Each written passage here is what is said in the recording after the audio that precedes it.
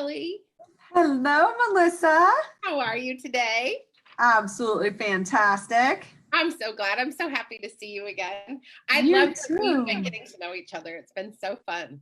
Me too. Yay. Well, I'm super excited to have you as my first guest in my series on gratitude. So I have a complicated relationship with gratitude because I've gotten all those fun messages that we're supposed to like write in a journal our gratitude every day and all those things. And sometimes I just don't follow through. But when I do, it's really powerful. So I know that gratitude is such a huge part of your life, but before we dive in, I would love for you to just tell my audience a little bit about who you are and what you do. Absolutely. So my name is Kelly Resendez, and I am a mom, speaking of gratitude, to two amazing teenagers that are testing me religiously daily in COVID, Paige and Cole. And I am also executive vice president at Loanpal and a writer and a speaker. I love your book, by the way. Oh, Your book. thank you. Yeah, it's so inspiring to listen to you talk. So thank you so much. My teenager is also testing me, and I have two who just sent one who was like pre-puberty, pre-adolescent, and then it's been really fun, COVID.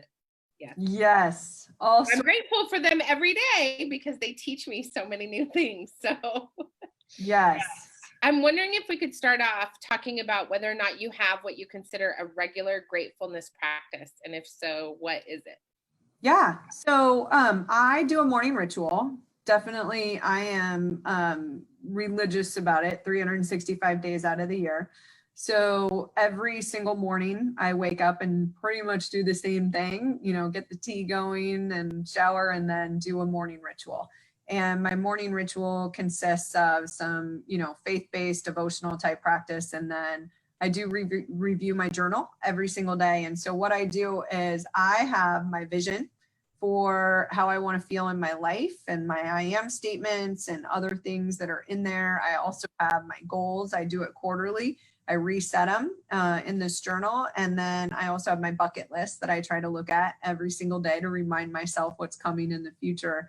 And then I do go through a journaling exercise where I would say 90% of it is focused on gratitude and 10% is focused on what I need help, either getting through the challenges that I'm feeling, that kind of thing. But definitely every single day I do that, like no matter what.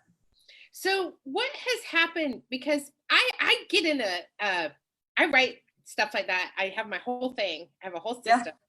And I'm really great at it for like 2 or 3 weeks. And then and then I watch it start to peter off slowly but surely. So how long have you been practicing that? And did it take you a while to get in the flow of doing it 365? Yeah, I would say I'm one of those people that like discipline when I make my mind up, I'm really, really committed to. So I would tell you the most challenging aspect of people staying committed to a practice like that is whether or not there's tangible proof that it's making a difference. So if we don't, like if you went to the gym every day and didn't see any results, then you'd quit going to the gym, right? Totally. So part of the challenge that people have is that when we journal or we review goals, it's subtle, just the impact on our life, unless you reprogram yourself to see the impact and link it back. So one of the most important things in flow is this recognition that I did that.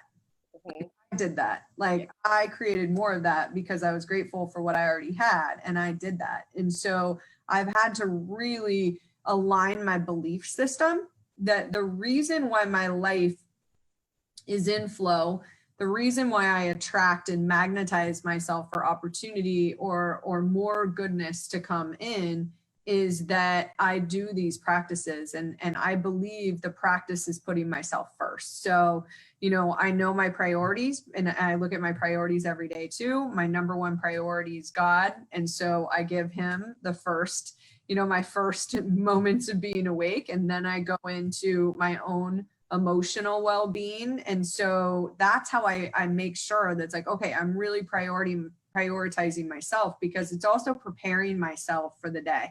And so if you're familiar with your reticular activator, which is the portion of your brain that's filtering experiences, when I tell my brain what to focus on, I see more of it. And so, and I'm more aware of when I'm triggered. You know, one of my mantras that I look at every day is I'm ready for this day.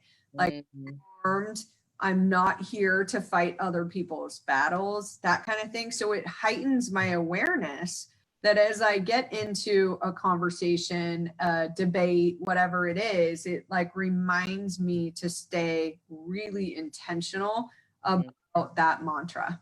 I really love that because, and for people who aren't familiar with the reticular activator, it's the thing that makes it so if you decide you want a car, like when I decided I wanted my Camaro, all I saw were Camaros. Exactly. You're trying to get pregnant and you can't get pregnant, all you see is pregnant people. Like it's that thing that your head, it's the filter in your brain. So it's what creates conflict for us too, because when we think, you know, I'm not coping well, or and I've seen this a lot in people with the debate about face masks and COVID, right? Yeah. When you think particular thoughts, that reticular activator like funnels. It's why social media is so good at what it does, because it can funnel that stuff so that it's heightened awareness. And I love the idea of shifting the reticular activator so that your total awareness is all about gratitude. It is. Oh, that's so lovely. It has to be, because otherwise, you know, we definitely have found that our brain is prone to focus on what's not satisfactory.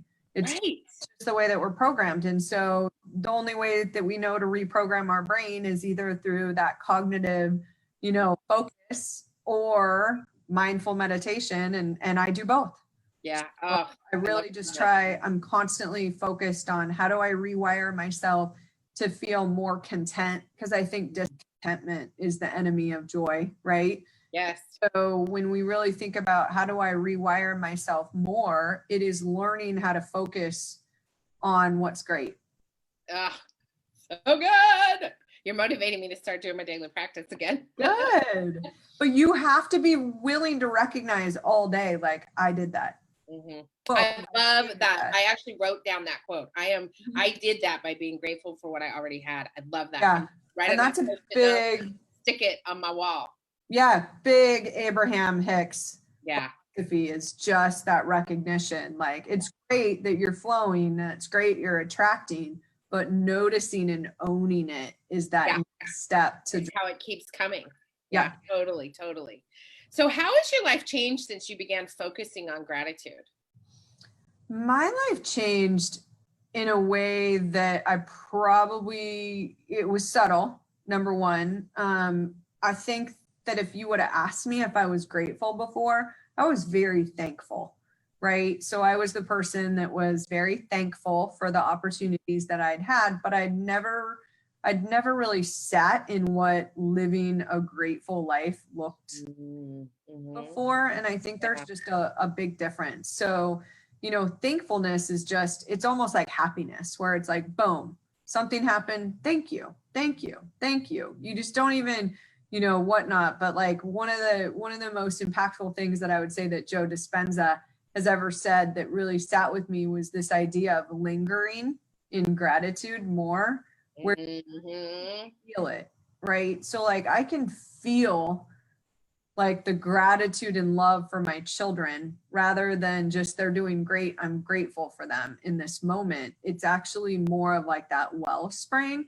And so although I wasn't unthankful before, I certainly didn't know what it would create in terms of impact that I would want to make in other people's lives. So when I became fully grateful, like, oh my gosh, I'm so grateful that the gifts of consciousness that, you know, what they brought to my life just made me want to share it even more with other people. It made me not from a place of significance, because I think that's what happens a lot of times, is that people contribute because they want to be more significant, or they want impact because they want to be more significant, where there's another flip side to it, which is like, I'm so grateful that I must share this with other people so that I can help them create the same sense of well-being that I get to feel. There's something that I'm really picking up on is this sense of just sinking into that gratitude and just sitting with it and not letting it pass, like really marinating in it for a little bit and just like, and we forget to do this with our kids in particular. I think as moms, we just kind of go through the day, right? But to really marinate in those things that we're deeply, deliciously grateful for, it just expands that completely away. And but there has to be the willingness to do the same thing with uncomfortable feelings. And that's probably the reason why most people don't stay in that feeling of gratitude, because they don't stay in any feeling for very long. Because they're super uncomfortable being vulnerable in those feelings. And the gift of COVID has been, we have more opportunities for stillness, and we get to choose a little bit more what to do with our time. I look at pre-COVID, I was driving my son to soccer practice, multiple nights a week. And so I didn't get to choose what I was going to do when I got home from work. And now I get to choose what to do. And just having that opportunity to really just look at, like, what do I want to create with this time? So different than just living that busy flow and being in, for most of us, absolute avoidance of what our feelings were. So I love that I'm somebody that's trained now. I would say I've invested the time and energy to learn how to sit in feeling. And it's amazing, because when you learn how to sit in the anger, the frustration, the grief, the other things, then it opens up this new realm of opportunity to sit in the gratitude, in the love, in the joy, in these other emotions that are positive. But you can't get one without the other. Like, I'm not Pollyanna to tell you that suffering goes away. Like, suffering does not go away. And when we live this lifestyle, I still have things that hit, and tragedies, and how to work through certain things. It's the way in which we work through them that's different. Yeah, I think it's so powerful. So you've talked about how really regular your practice with gratitude is. Would you say, is there any imperfection in your practice of gratitude, or do you feel like it has become such a habit that you've perfected the habit? Yeah, I hate to use the word perfect, by the way, because I think it's like it can be a dangerous route to go down. But well, there's definitely days that I'm going through it where I'm really feeling it, and I feel just, oh, this is awesome. And there are days that I'm going through it, when like you have to work out with your trainer, and you are like, I have to do this because I know that there's some benefit to it. There's days that are like that where I'm thinking about the meeting that I've got to get to or whatnot. And so there's definitely, there's an awareness for me that I own my energy. And when my energy is low for gratitude, it means I need to start looking at other things. And I would tell you what was really enlightening to me through COVID is that I didn't realize how much connection I required to keep my energy level high. If you would have asked me pre-COVID, I would have told you that I recharged in solitude. And I have since found that's absolutely not true. I do recharge in solitude, but I also fill up by being around other people. And I require a lot of affection and connection and that kind of thing. And so when my energy level is off, I'm not going to show up the same, but I will always take an opportunity in any situation, no matter what, to find gratitude, even for the, email exchange that wasn't the way that I wanted it to go. I always look at you mentioned perfectionism. I am a recovering perfectionist that is on a regular basis. And when I get one of those triggers, I will take the time to notice, like, well, I'm so grateful that I noticed, because before my awakening, I wouldn't have even noticed. Would have reacted and been like that jerk or whatnot. And it's like, no, always take it back to myself. Like, it's the way that I perceived it, that kind of thing. And so I will always notice opportunities to be grateful. But I would tell you that, everyone's human, right? It's not always going to be at the same energetic level that we would desire it to be. Well, and it's a practice, right? I mean, there's a reason they call it a meditation practice, a yoga practice, gratitude practice. You're practicing. You're not perfecting, you're practicing.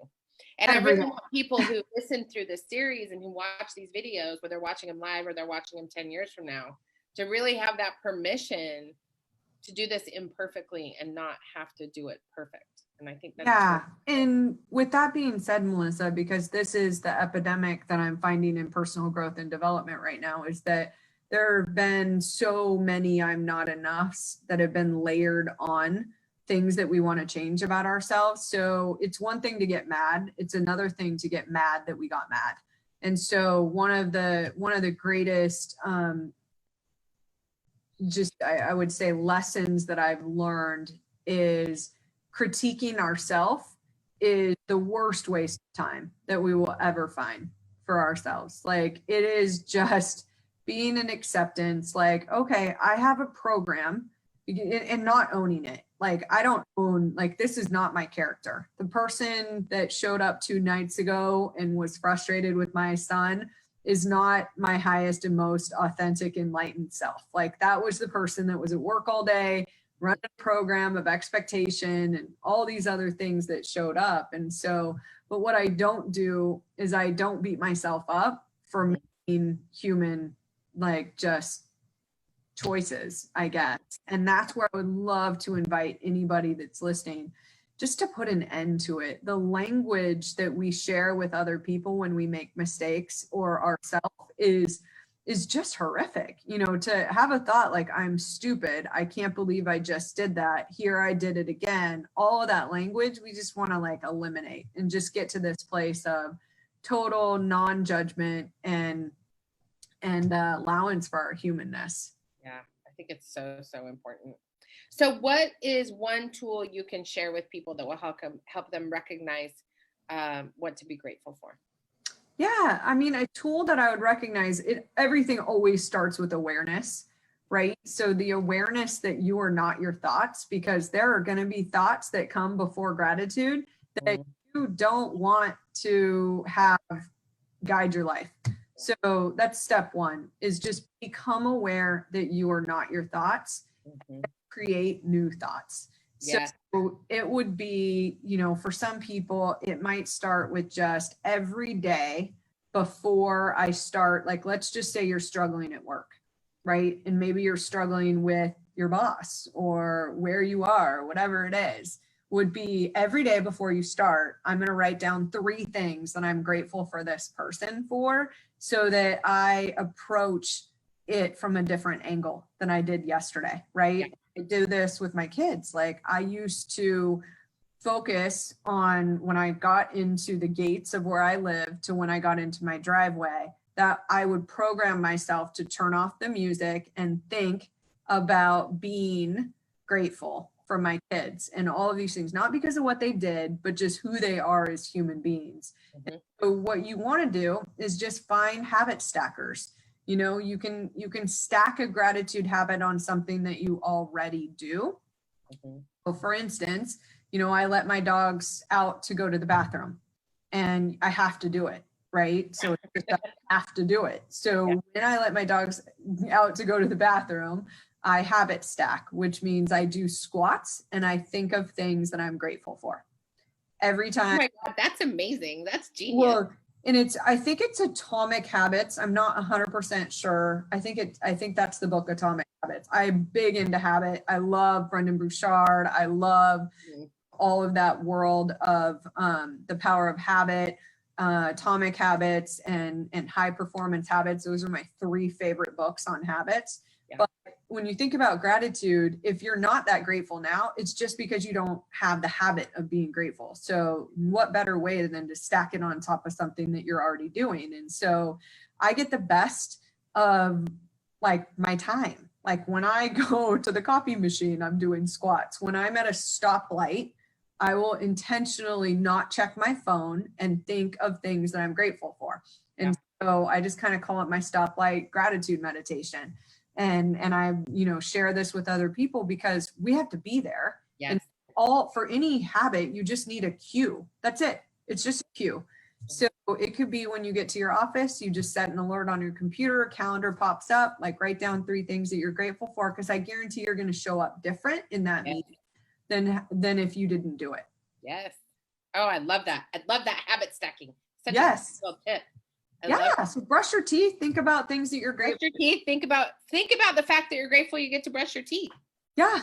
Your kid pisses you off, like literally, instead of allowing yourself to be pissed off, use your awareness to be like, "Whoa, I'm really pissed off right now." But before I respond, I'm going to think about 3 things that I'm super grateful for. I love it. I love it so much. So good. So good. The last thing I want to ask you is, and this is something that I'm always curious about with people who have been practicing gratitude for a long time and who have really seen it impact their spiritual lives and their professional lives. If you didn't practice gratitude, where do you think you'd be? What is one place you think you would have remained stuck that you were trying to get out of? Yeah, if I didn't practice gratitude, I would probably still be stuck in a career that I was in scarcity over. And I was a high income earner. But I was still stuck in it, right? And I was not at a place where I was grateful for what I was doing. I really took it for granted.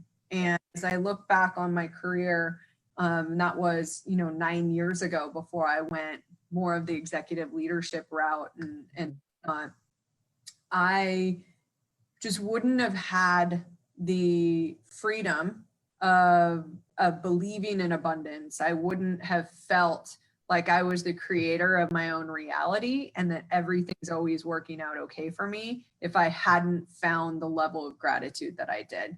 Because it was like, we can get imprisoned in something where when we feel like we don't lack freedom, we don't make decisions.